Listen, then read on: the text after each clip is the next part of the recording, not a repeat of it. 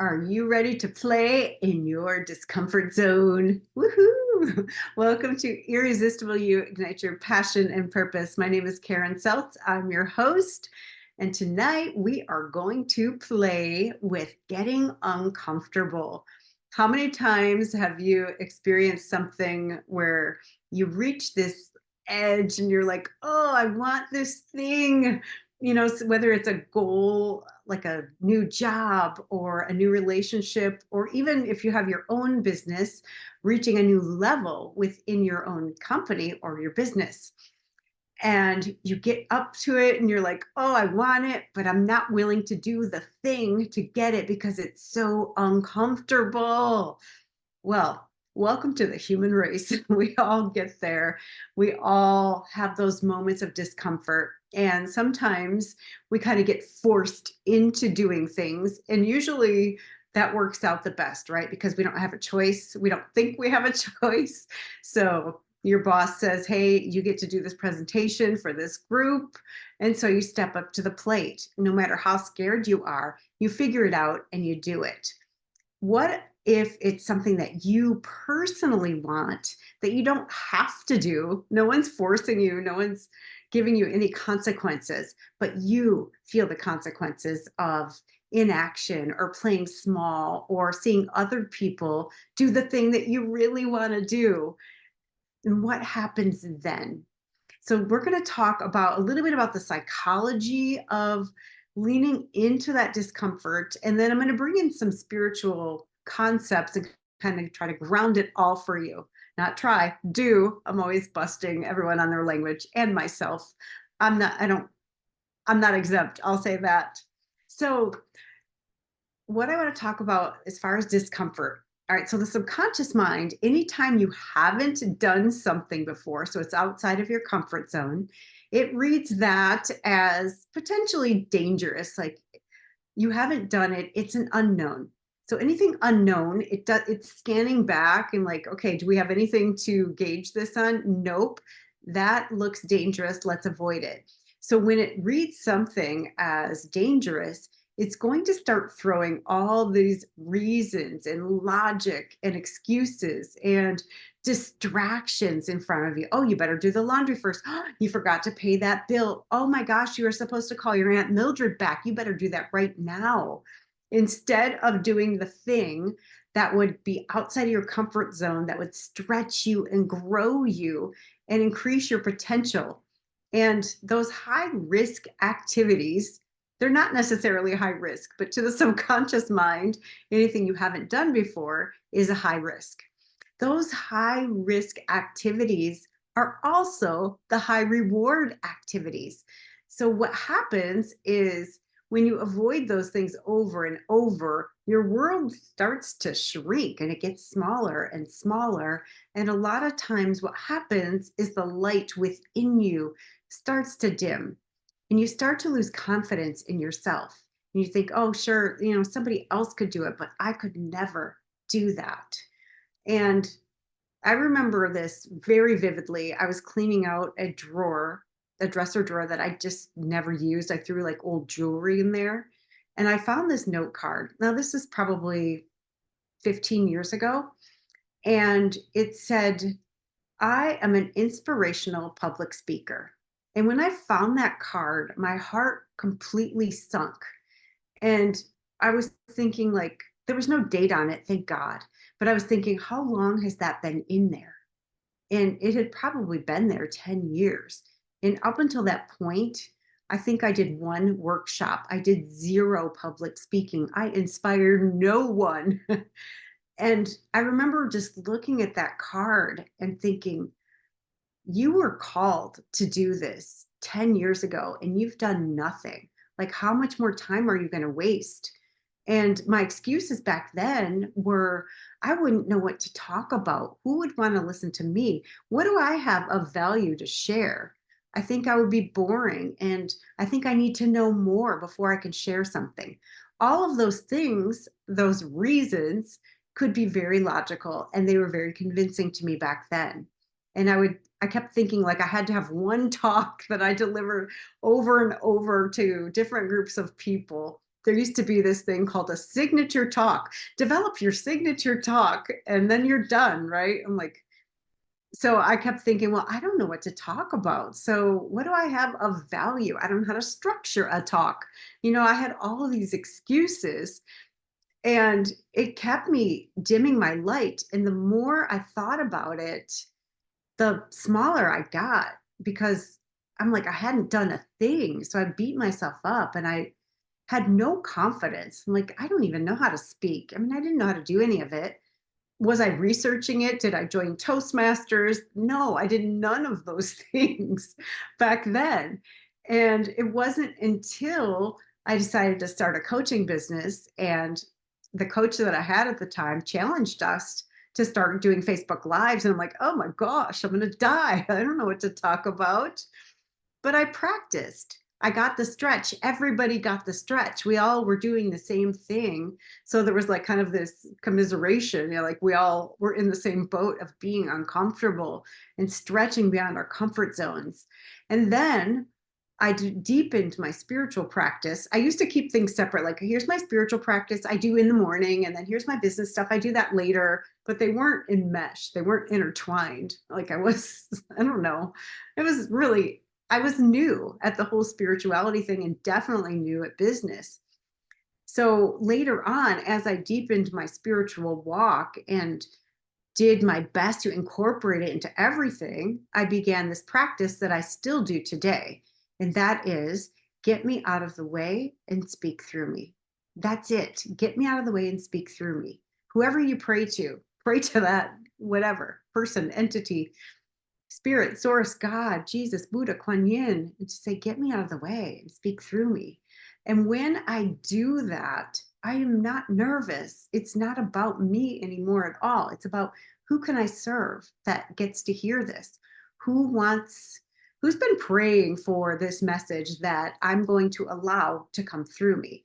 So if you have been thinking or saying you're going to do something for any period of time, whether it be a week or 10 years, what is stopping you?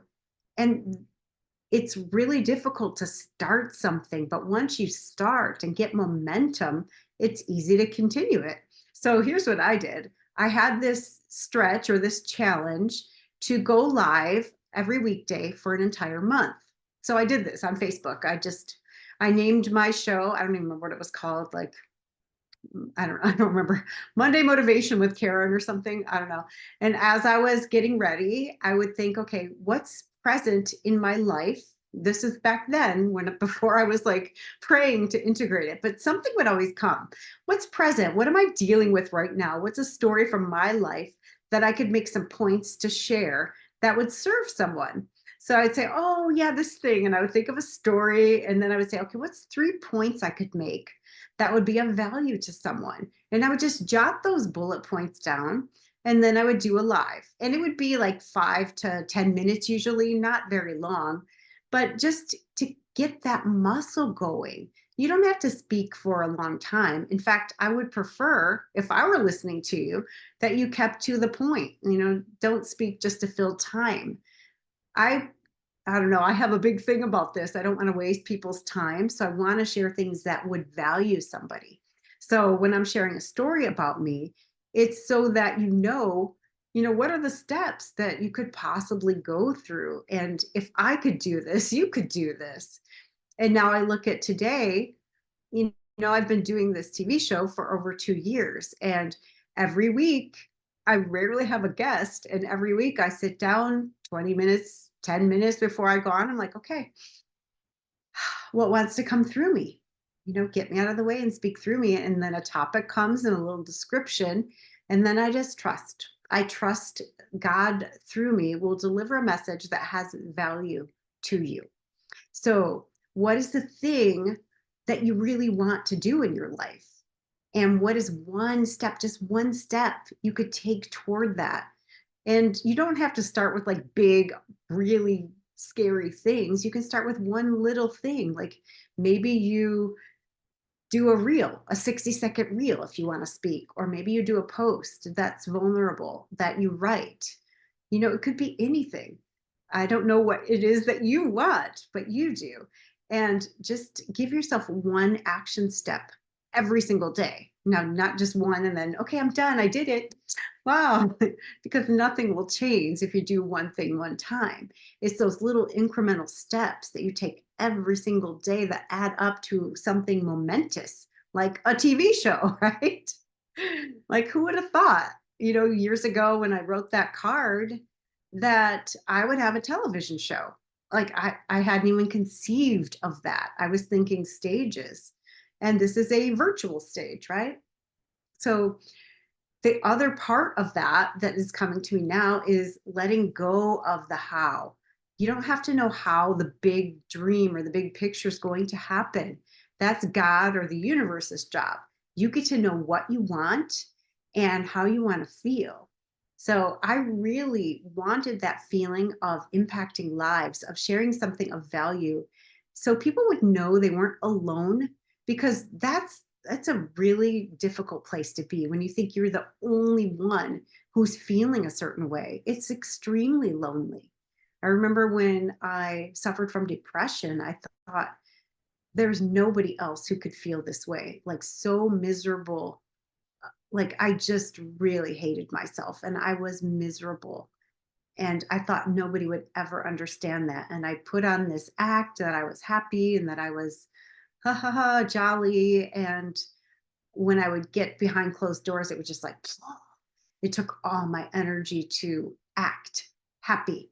And I really didn't think anybody would understand it.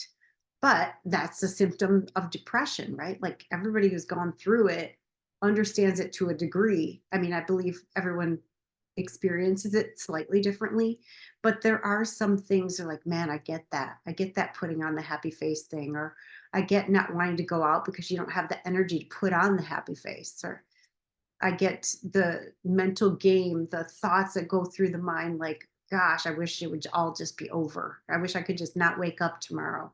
Those kinds of things. So when you are thinking that you're all alone, it's not true. So, what do you have to share? What have you gone through, or what have you conquered? What have you triumphed over that you could share with somebody? Like, what was the journey like? How did you do it? Putting one foot in front of the other, just taking those little tiny steps toward what you want. And I believe we are all called to stretch and grow beyond who we think we are, because who we think we are is who we have been, but that's not who we're called to be. We are called to be much bigger, much greater, much more evolved versions of ourselves, versions that can see love in everything and everyone, versions that see possibility in everything, versions that see that every single thing that happens is happening for us, not to us. And I could go on and on with things like that, like who we're called to be.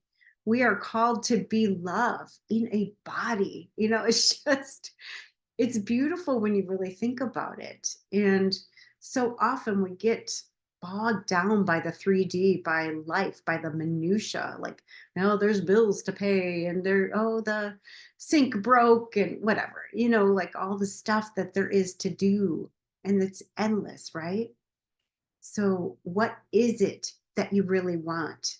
And what is one step you could take toward that? The other thing that's been really supportive to me is to have people in my corner that are cheering me on and holding me accountable. So I have had an accountability buddy for, I don't know, like 5, 6 years, the same woman. And we meet almost every single week.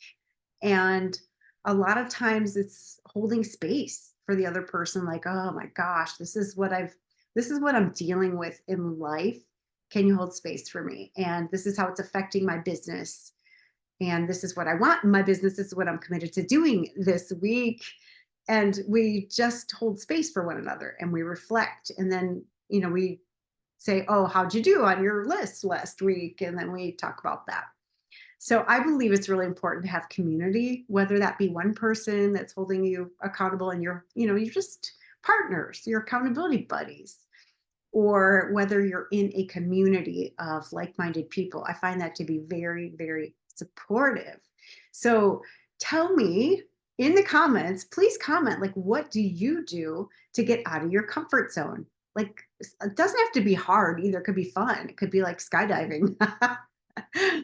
Well, that would be hard for a lot of us, right? But it still is fun. There's like the fun element to it. So I love to. Years ago, I have a friend who was very much into the Buddhism traditions, and she bought every single CD that Pema Chödrön ever recorded. And so I would borrow those. And I remember Pema Chödrön is a Buddhist, I guess they call them nuns, I think. And she's a fabulous teacher, just beautiful, beautiful soul. And one of the things is leaning into the discomfort. And I think, especially as Americans, we're not used to being uncomfortable. And I remember after I had my first baby, I was so overweight and I could not lose it. I was like working out like crazy and barely eating. I mean, whatever. I was not eating very much. And I released 0 pounds for a very long time. So finally, I decided to do this diet where you got like packaged food, and it was very little. It was tiny. And I was still working out a lot. And I would go to bed every single night starving, like in so much pain. My stomach would hurt and be growling. And I was releasing like 1 pound a week. And my thought was like, at least I'm releasing something, right? This is so uncomfortable. All it would take is one splurge, and I would probably gain back what it took me 3 weeks to release. 3 weeks of discomfort for one splurge. I'm like, no way. But it really occurred to me that as Americans, most of us have not experienced that level of hunger on a regular basis, and how lucky we are in some ways, in many ways, but how spoiled we are and how resistant we are to actually feeling that discomfort and leaning into it and saying, okay, this is my edge. What is this here for? I also did an endurance challenge a few years back, and that was super uncomfortable. It was very uncomfortable. And that was the whole point. Is it was for entrepreneurs. It's like, how far are you willing to go outside of your comfort zone? Because if you're willing to do it physically, you're more willing to do it in your business. So that was the point. And you can do that. You can challenge yourself physically and then use those skills, use those experiences, say, hey, I did it here. What could I do in my business? Where could I stretch myself to grow in that way? You don't have to do it physically. You can. It's an option. So the other thing with fear. Now, fear is going to come up. It's a natural part of being human. Many humans will say, I want to be fearless. And I say, good luck. You'll get that when you die.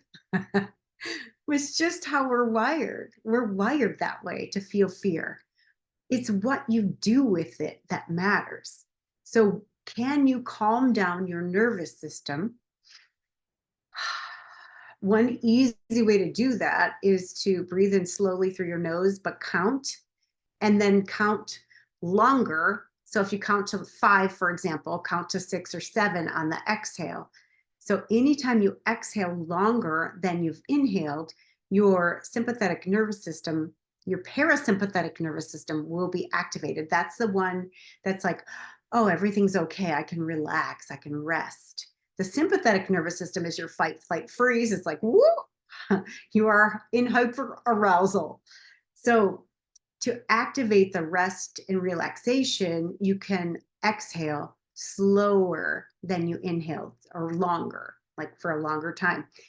So that's one way to do it. There are a lot of ways. I've done entire episodes on it. You can look for those around stress, releasing stress. So look for those, but find something that works for you. You can hum to activate the vagus nerve, and that's really fun for everyone else too.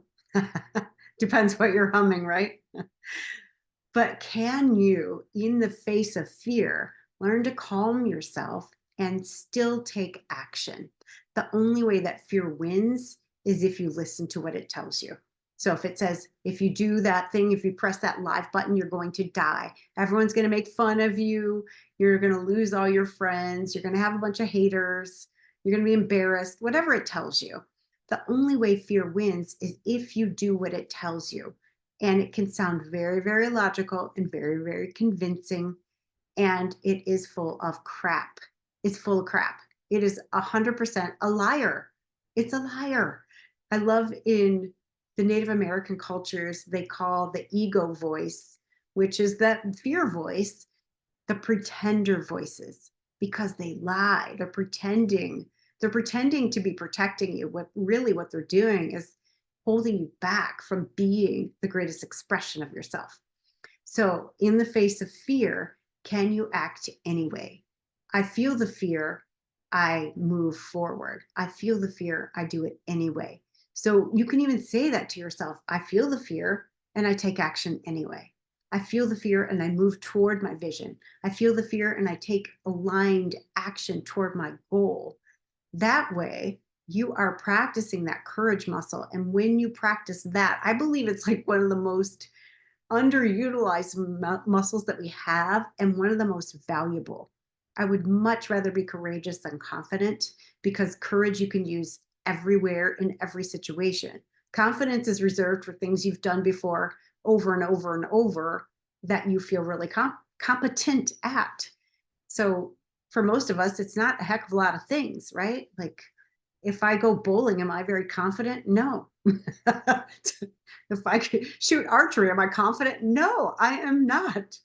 I'm confident that I'm going to hit my arm because it's bent crooked. So courage, doing the thing that you're afraid to do, leaning in. I feel the fear. I do it anyway. I take action. I act.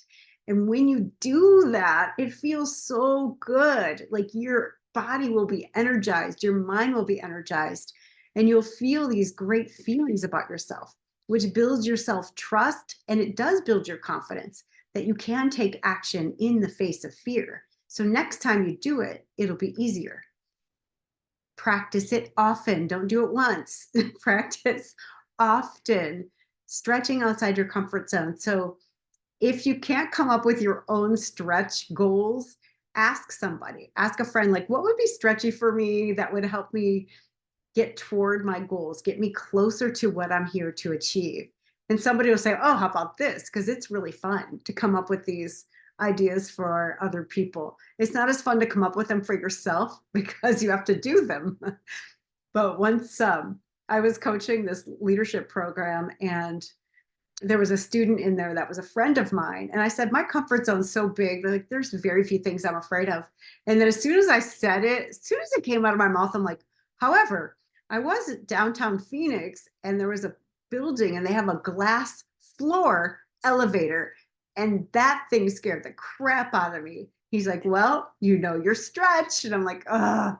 So I recorded it, and I went in the elevator and I looked down and I screamed. It was like a crowded restaurant, but oh well, I did it anyway.